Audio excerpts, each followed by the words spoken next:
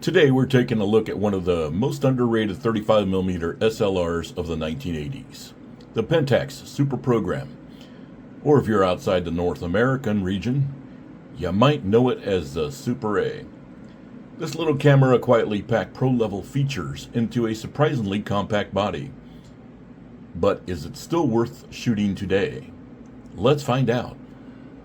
The Pentax Super Program released in 1983. This camera was Pentax's answer to the growing demand for electronically controlled SLRs that didn't feel like stripped-down beginner cameras.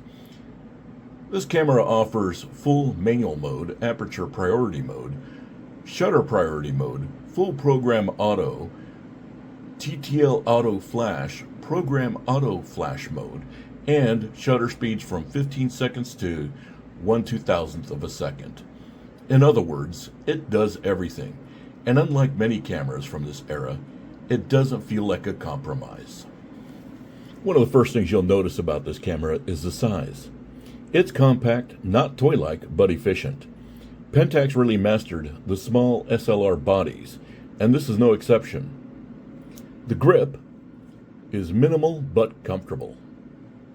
The layout is surprisingly modern. It has push buttons instead of a traditional shutter dial, a LED viewfinder display, and an electronic shutter. It runs on two LR or SR44 batteries, and without them, the camera is basically dead. There is no mechanical backup speed, so keep spare batteries handy. However, the batteries provide the power to utilize all those additional features. The build quality, it's solid. It's mostly made of metal and some polycarbonate, but it doesn't feel fragile. Pair this camera with a Pentax ME2 winder and a Pentax flash and you will have an excellent photography kit. When paired with the Pentax dedicated TTL flash, you can take advantage of Pentax's fully automatic exposure and flash power control. The viewfinder is bright and clear, especially with a lens like the Pentax 50mm f2 lens. Inside you get a vertical LED display showing shutter speeds. It's simple but very reliable. The button-based exposure control system is actually ahead of its time. Instead of spinning a dial, you tap on buttons to change the shutter speed. It sounds awkward, but actually it's not. After about 5 minutes, it feels completely natural. The Super Program uses the legendary Pentax K-mount. That means you can use a massive range of lenses, from vintage manual glass to the later autofocus era lenses in manual focus mode. Pair it with the SMC Pentax M-Series 50mm f2.0 or compact 40mm f2.8 pancake lens, and you have an incredibly lightweight sharp setup. Additionally, with the Pentax adapter, you can also use the Pentax M42 screw mount lenses. However, you will lose some functionality with these lenses.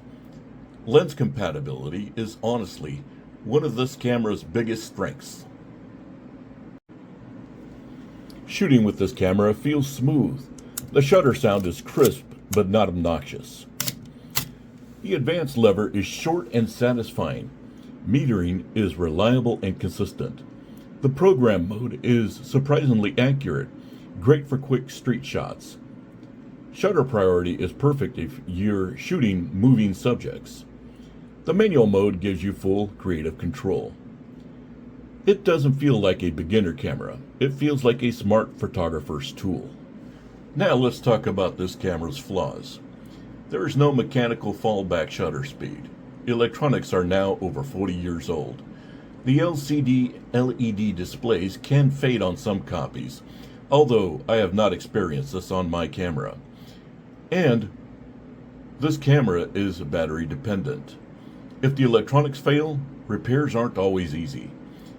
So, this isn't a survivalist camera, like a fully mechanical Pentax K-1000. It's an electronic classic.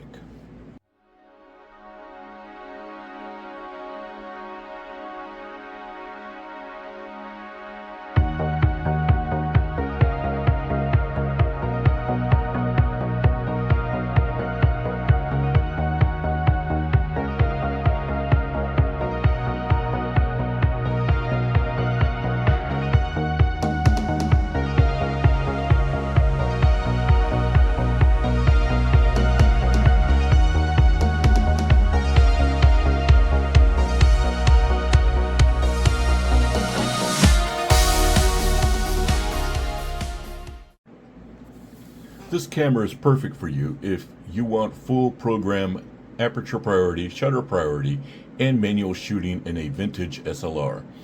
If you love compact bodies, already own Pentax K-mount lenses, or want something more capable than a basic student camera. If you're into thoughtful photography but don't need autofocus, this camera hits a sweet spot. So is the Pentax Super Program still worth buying? Absolutely, if you find a working copy. It's compact, capable, and quietly one of those feature-rich, manual-focused SLRs of its era. It might not have the hype of some of the other 80s cameras, but sometimes the best gear is the stuff nobody's shouting about. If you enjoyed this review, let me know in the comments. Have you shot the Super Program or Super A? Let me know what your favorite underrated 35mm SLR camera is. Like and subscribe, and I'll see you in the next one.